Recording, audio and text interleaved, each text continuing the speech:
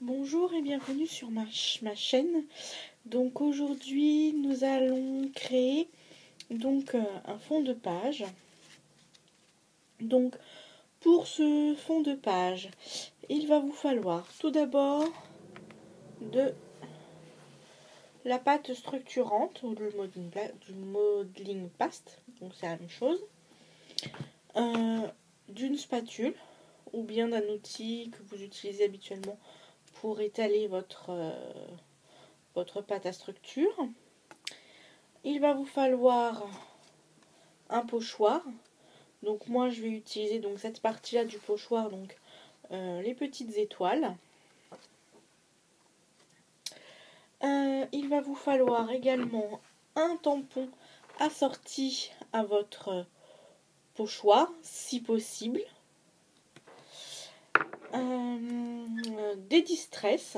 Donc moi je vais utiliser, donc il en faut deux. Donc soit, le mieux ça serait deux couleurs, donc soit dans le même camailleux ou bien des couleurs qui sont assez proches, voilà, des couleurs qui sont assez proches. Donc moi je vais utiliser donc la Tumble Glass et la plume de pan. Voilà, donc ce sont des distress. Avec ça, il va falloir donc les petites mousses avec l'applicateur ou pas, selon comment, voilà, ne changez pas votre technique habituelle. Si d'habitude vous prenez simplement du cotton dry ou des éponges que vous trouvez dans les dans certains magasins, des éponges de maquillage, enfin voilà, vous utilisez l'outil que vous avez l'habitude d'utiliser pour étaler vos distress.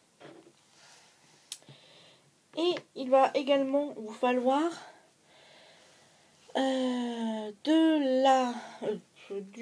comment ça s'appelle, des encres en spray. Donc il va vous en falloir une.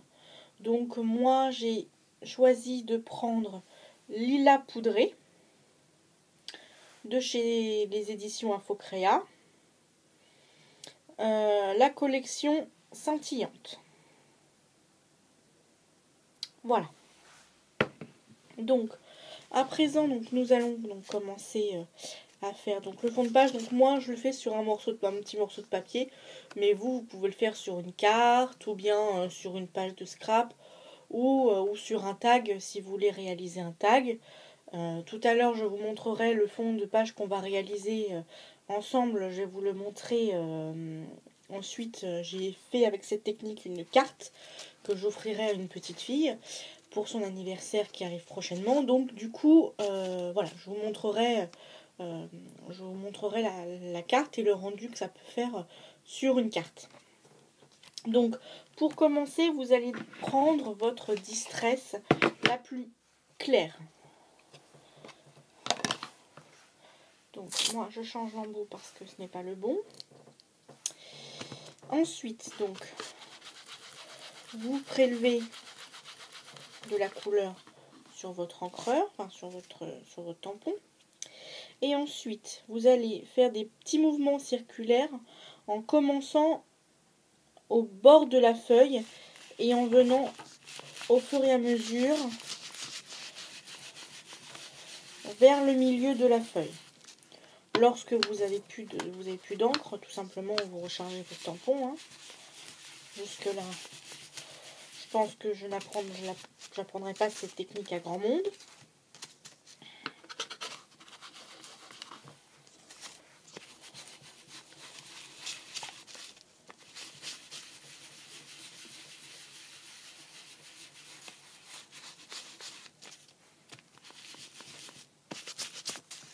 Voilà. Et ensuite, vous allez prendre la deuxième couleur.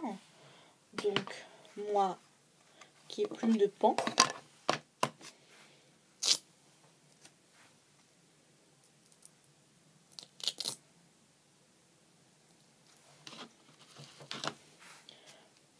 Et donc, faire le même système. Bon, par contre, là, moi, je vais en mettre beaucoup moins. Parce que la couleur est vraiment très prononcée. Et du coup, après on ne verra plus, comment dire, on verra plus l'autre couleur. Voilà. Donc n'ayez pas peur de vous salir les mains. Comme vous voyez, on a les mains souvent plein d'encre à la suite, mais bon. C'est aussi le plaisir de la patouille. Donc voilà ce que ça donne. Ensuite, vous allez prendre, chose que j'ai oublié de vous dire, de l'encre noire. Donc moi je vais utiliser de la Stazone. Donc c'est pas de la Stazone noire, c'est de la Stazone grise, parce que lorsque j'ai acheté ma Stazone, il n'y en avait plus en noir et j'en avais vraiment besoin, donc du coup je l'ai pris en gris. Mais finalement c'est un gris tellement foncé que c'est du coup très foncé, donc du coup la couleur est assez proche du noir. Donc j'utilise de la Stazone simplement parce que comme on va utiliser plusieurs choses, qu'on va mettre plusieurs couches, qu'on va faire voilà, qu'on travaille pas sur quelque chose de voilà, on travaille sur quelque chose qui a déjà eu de la couleur, etc. Donc pour que ça prenne bien, je prends la Stazone, mais je suis sûre qu'avec la Versafine ou une autre encre, ça fonctionne très bien aussi. Et donc du coup, vous allez venir ancrer votre tampon de fond.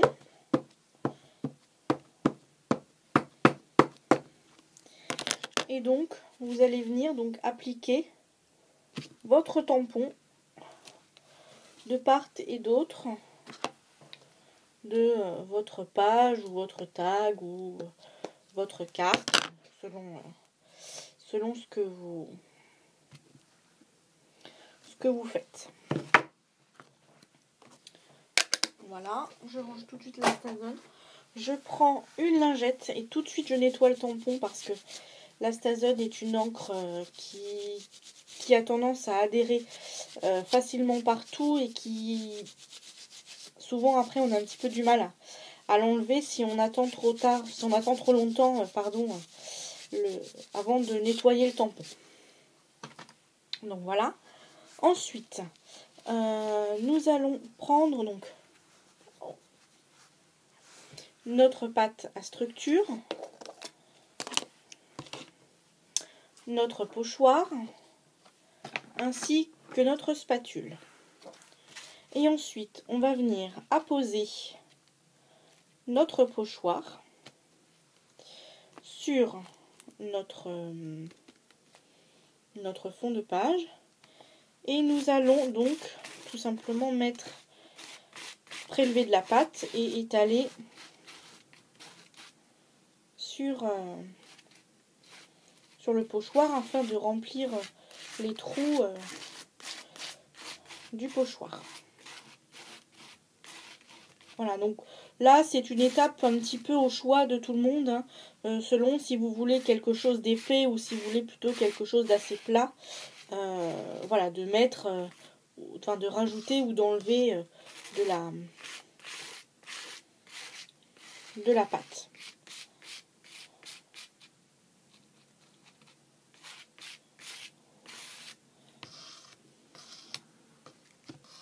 Voilà. Du coup, je rebouche tout de suite ma pâte parce que ça a tendance à quand même sécher assez vite.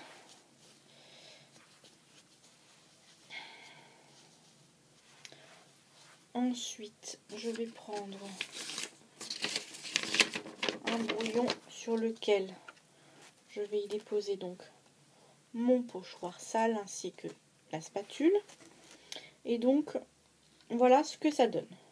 Donc voilà, donc un petit peu partout, on a pu étaler, on a pu donc faire le pochoir. Ensuite, nous allons prendre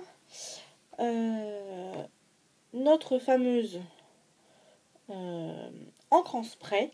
Et alors là, c'est un petit peu délicat parce que du coup, on va...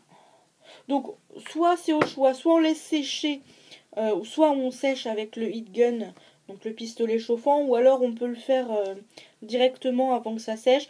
Moi je sais que quand j'ai fait ma carte avec ce fond de page là et une page.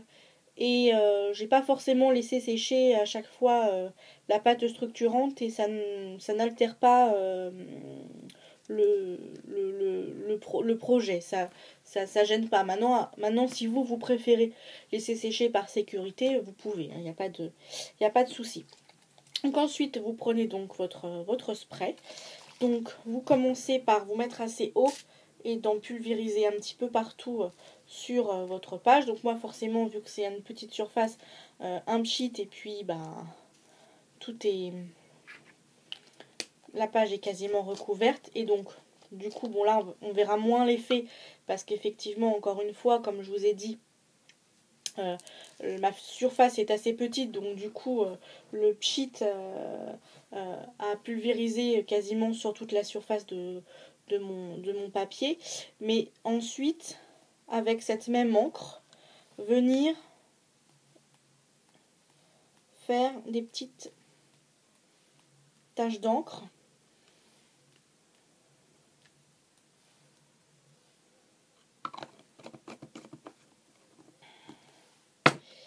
Et donc, voici le résultat du fond de page. Voilà, donc après, c'est à vous de voir si vous voulez utiliser. Moi, je sais que j'ai utilisé la même couleur d'encre au niveau des taches et au niveau des pchits. Si vous voulez, vous, en prendre deux pour mieux distinguer le pchit et les petites taches, libre à vous de faire ce que vous voulez. Moi, voilà, moi, ce que je vous montre, c'est une proposition. Après, à vous d'adapter votre fond de page à votre sauce. Voilà. Et donc maintenant, je vais vous montrer donc la fameuse carte que j'ai réalisée donc avec cette technique de fond de page. Donc la voici. Donc bon là simplement la seule chose que je n'ai pas faite là mais que j'ai fait sur la page de scrap que j'ai faite c'est je n'ai pas pchité, j'ai juste fait les petites gouttes. Mais sinon voilà on retrouve le fond de page avec les deux encres que j'ai utilisé donc là dans le tuto. Donc la Tumble Glass et la plume de pan. Le fameux tampon étoile. Les petites étoiles donc réalisées donc avec la pâte structurante et donc les petites gouttes que j'ai fait donc avec la même encre donc que pour le tuto. Et voilà, et là simplement c'est un tampon fait que j'ai reproduit 3 fois, que j'ai découpé, que j'ai colorisé et je les ai tout simplement superposés. Et le dernier c'est simplement les ailes pour donner donc un effet 3D à ma petite fée. Et puis j'ai rajouté en bas le petit tampon joyeux anniversaire. Voilà, bah écoutez, j'espère que cette vidéo vous aura plu. Et puis n'hésitez pas à vous abonner ou à mettre des commentaires ou simplement à me poser des questions. Voilà, je suis là pour répondre à vos questions, à vos interrogations. Voilà, bah merci beaucoup de m'avoir regardé. Et puis je vous dis à une prochaine fois. Au revoir.